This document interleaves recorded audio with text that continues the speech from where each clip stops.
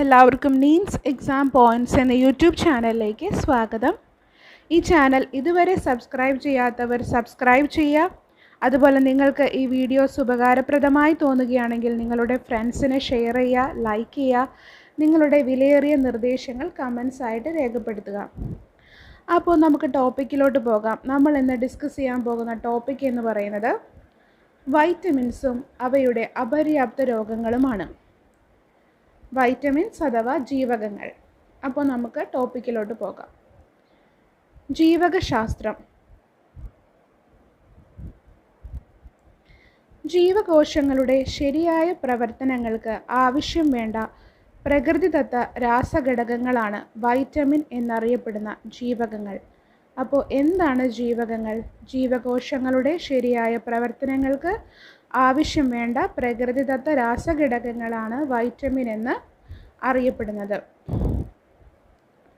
മനുഷ്യ ശരീരത്തിലെ കോശങ്ങളുടെ പ്രവർത്തനങ്ങൾക്ക് ആവശ്യമായ കാർബണിക് പദാർത്ഥങ്ങളാണ് ജീവകങ്ങൾ. ഈ ജീവകങ്ങൾ മനുഷ്യ ശരീരത്തിലെ കോശങ്ങളുടെ പ്രവർത്തനത്തിന് വളരെയധികം അത്യാവശ്യമാണ്.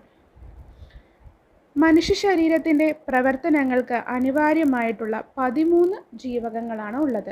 ഇനി അവ ഏതൊക്കെയാണെന്ന് നമുക്ക് നോക്കാം.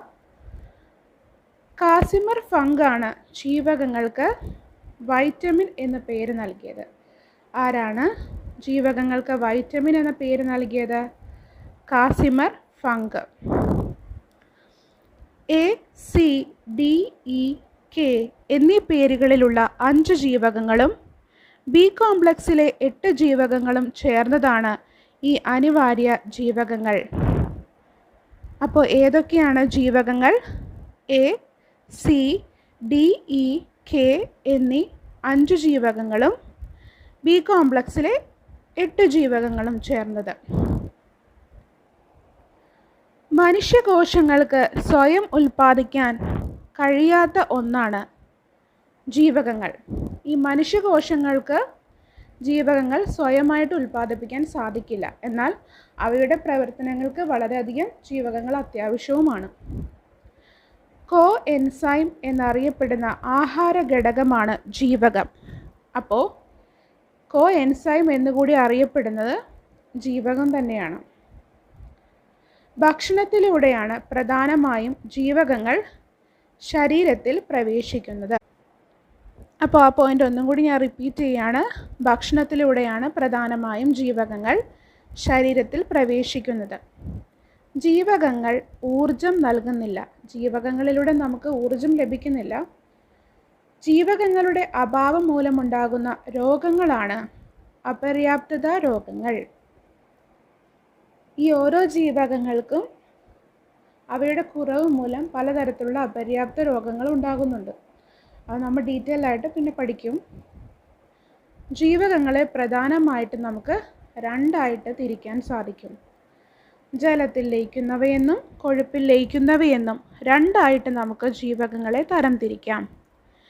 ഇതിൽ ജലത്തിൽ ലയിക്കുന്ന ജീവകങ്ങളാണ് ബി കോംപ്ലക്സ്, സി എന്നീ ജീവകങ്ങൾ.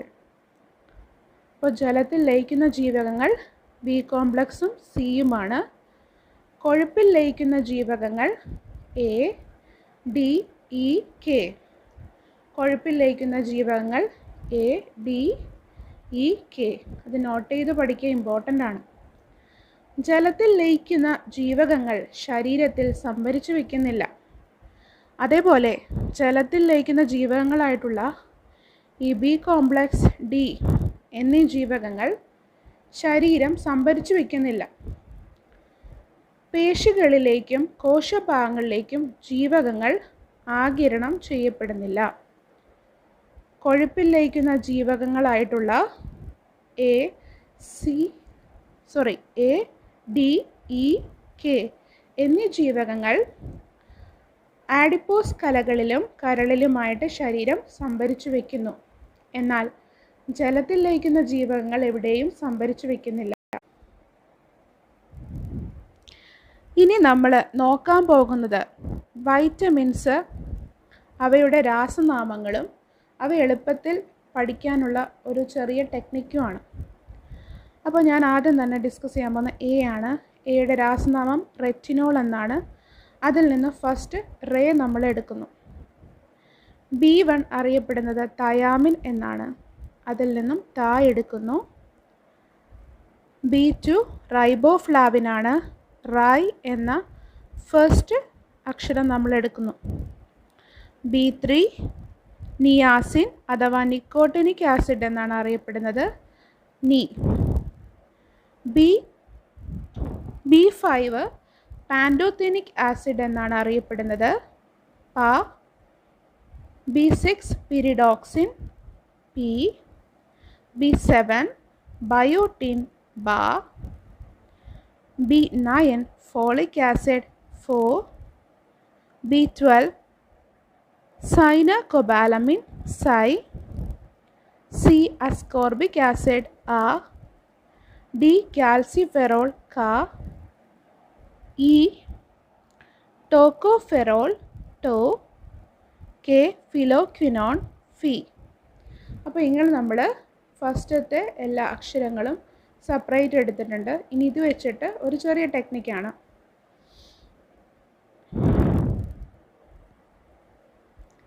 റെത്തറൈ നിപാപി പഫോസൈ അകാട്ടോ.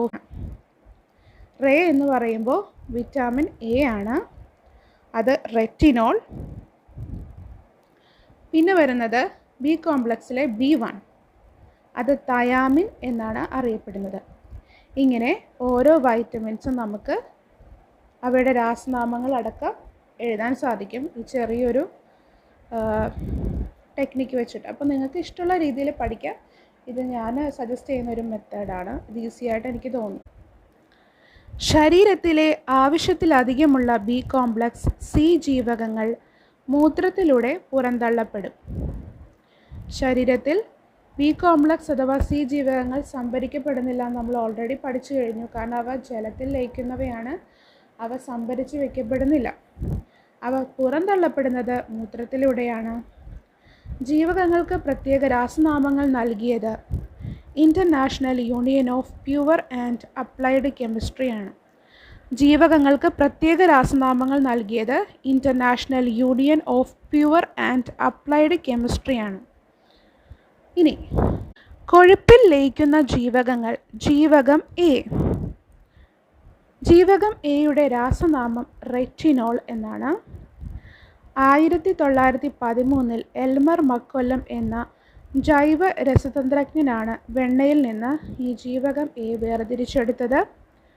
ബ്രൈറ്റ് ഐ എന്ന് അറിയപ്പെടുന്ന ഒരു വിറ്റാമിനാണ് വിറ്റാമിൻ എ. കാരണം ഇവ കണ്ണുകളുടെ ആരോഗ്യത്തിന് വളരെയധികം അത്യാവശ്യമാണ്. കണ്ണുകൾ, ത്വക്ക്, കോശം എന്നിവയുടെ ആരോഗ്യത്തിന് ആവശ്യകമായ ഒരു ജീവകമാണ് ജീവകം എ. ഇലക്കറികൾ, കരൾ, മുട്ട, പാൽ, മത്സ്യം, എണ്ണകൾ, ചീര, ക്യാബേജ്, മഞ്ഞയോ ഓറഞ്ച് നിറമോ ഉള്ള ഫലങ്ങൾ, അതായത് പപ്പായ, മാങ്ങ, ക്യാരറ്റ്, തക്കാളി എന്നിവയിലൊക്കെയാണ് ജീവകം എ കാണപ്പെടുന്നത്. ഇതാണ് ജീവകം എയുടെ പ്രധാന സ്രോതസ്സുകൾ. കെരോട്ടിൻ എന്ന വർണ്ണവസ്തു ശരീരത്തിൽ വെച്ച് എളുപ്പം ജീവകം എ ആയി മാറ്റപ്പെടുന്നത് കൊണ്ട് പ്രോ വൈറ്റമിൻ എ എന്നും അറിയപ്പെടുന്നു. ജീവകം എയുടെ അഭാവം മൂലം ഉണ്ടാകുന്ന രോഗങ്ങൾ ഏതൊക്കെയാണ്? നിശാന്തത, സിറോഫ്താൽമിയ. സാധാരണ വ്യക്തികൾക്ക് ആവശ്യകമായ ജീവകം എയുടെ അളവ് എന്ന് പറയുന്നത് 1.5 to 2 മില്ലിഗ്രാം ആണ്. ഇനി ജീവകം എയുടെ അഭാവം മൂലം ഉണ്ടാകുന്ന രണ്ട് രോഗങ്ങൾ മറക്കാതെ പഠിക്കുക. നിശാന്തതയും സിറോഫ്താൽമിയയുമാണ്. ഇനി എന്താണ് നിശാന്തത? റോഡോപ്സിൻ നിർമ്മാണം തടസ്സപ്പെടുത്തുന്നതിനാൽ മങ്ങിയ പ്രകാശത്തിൽ കാഴ്ചശക്തി കുറയുന്ന ഒരവസ്ഥയാണ് നിശാന്തത. അപ്പോൾ ഈ രണ്ട് അപര്യാപ്തത രോഗങ്ങളും പഠിക്കുക, ഇമ്പോർട്ടൻ്റ് ആണത്. ഇനി ജീവകം ഡി എന്താണെന്ന് നമുക്ക് നോക്കാം. ജീവകം ഡി രാസനാമം കാൽസിഫെറോൾ എന്നാണ്. സൺഷൈൻ വിറ്റാമിൻ എന്നറിയപ്പെടുന്ന ജീവകമാണ് ജീവകം ഡി. ഇത് സൺഷൈൻ വിറ്റാമിൻ എന്നറിയപ്പെടുന്നു. എല്ലിൻ്റെയും പല്ലിൻ്റെയും വളർച്ചയ്ക്ക് വളരെയധികം അത്യാവശ്യമാണ് ജീവകം ഡി. കാൽസ്യം, ഫോസ്ഫറസ് എന്നിവയുടെ ഉപക്ഷയത്തിൽ പ്രധാന പങ്ക് വഹിക്കുന്നു. സ്റ്റിറോയിഡായിട്ട് പ്രവർത്തിക്കുന്ന ഒരു വിറ്റാമിൻ കൂടിയാണ് വൈറ്റമിൻ ഡി. സൺഷൈൻ വൈറ്റമിൻ എന്നറിയപ്പെടുന്നത് വൈറ്റമിൻ ഡി ആണ്. അത് ഓർത്തു വയ്ക്കുക. കരൾ, മത്സ്യ എണ്ണകൾ, ഇലക്കറികൾ, പാല്, മുട്ട, വെണ്ണ എന്നിവയിൽ ധാരാളം അടങ്ങിയിട്ടുള്ള ഒരു ജീവകമാണ് വൈറ്റമിൻ ഡി. ഇനി സൂര്യപ്രകാശത്തിൻ്റെ സാന്നിധ്യത്തിൽ ഇവ ത്വക്കിൽ നിർമ്മിക്കപ്പെടുന്നുണ്ട് ഈ ജീവകം. അപ്പോൾ അതുകൊണ്ടിട്ടാണിത് സൺഷൈൻ വൈറ്റമിൻ എന്നറിയപ്പെടുന്നത്. ഇനി രക്തസമ്മർദ്ദം നിയന്ത്രിക്കുന്നതിൽ ഒരു പ്രധാന പങ്ക് ഇത് വഹിക്കുന്നു. രക്തത്തിലെ പഞ്ചസാരയുടെ അളവ് ക്രമപ്പെടുത്തുന്നു. ഹൃദ്രോഗങ്ങൾ, ടൈപ്പ് 1 ഡയബറ്റീസ്, ഓസ്റ്റിയോപൊറോസിസ്, പക്ഷാഘാതം എന്നിവ തടയാൻ സഹായിക്കുന്നു. ജീവകം ഡിയുടെ അഭാവം മൂലമുണ്ടാകുന്ന രോഗങ്ങൾ എന്തൊക്കെയാണ്? റിക്കറ്റ്സ് അഥവാ കണ, ഓസ്റ്റിയോമലേസിയ. അപ്പോൾ ജീവകം ഡിയുടെ അഭാവം മൂലം ഉണ്ടാകുന്ന രോഗങ്ങൾ റിക്കറ്റ്സ് അഥവാ കണ, ഓസ്റ്റിയോമലേസിയ. ജീവകം D2 പ്രോ വൈറ്റമിനാണ് എർഗോസ്റ്റിറോൾ എന്നറിയപ്പെടുന്നത്. ഇത് സസ്യങ്ങളിൽ കാണപ്പെടുന്നു.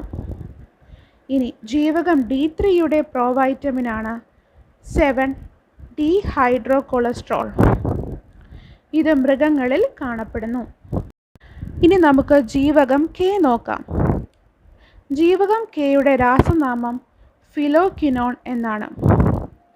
ജീവകം കെ കണ്ടെത്തിയത് ഹെൻറി ഡാം ആണ്. ജീവകം കെ കണ്ടെത്തിയത് ഹെൻറി ഡാം. രക്തം കട്ടപിടിക്കാൻ ആവശ്യം വേണ്ട ഒരു വൈറ്റമിനാണ് ജീവകം കെ. അതുകൊണ്ട് തന്നെ ആൻറ്റി ഹെമറാജിക് വൈറ്റമിൻ എന്നും അറിയപ്പെടുന്നു. കുടലിലെ ബാക്ടീരിയകൾ നിർമ്മിക്കുന്ന ഒരു ജീവകമാണ് ജീവകം കെ. ഇലക്കറികൾ, സോയാബീൻ, ഉരുളക്കിഴങ്ങ്, തക്കാളി, ചീര, ക്യാബേജ് എന്നിവയാണ് പ്രധാന സ്രോതസ്സുകൾ.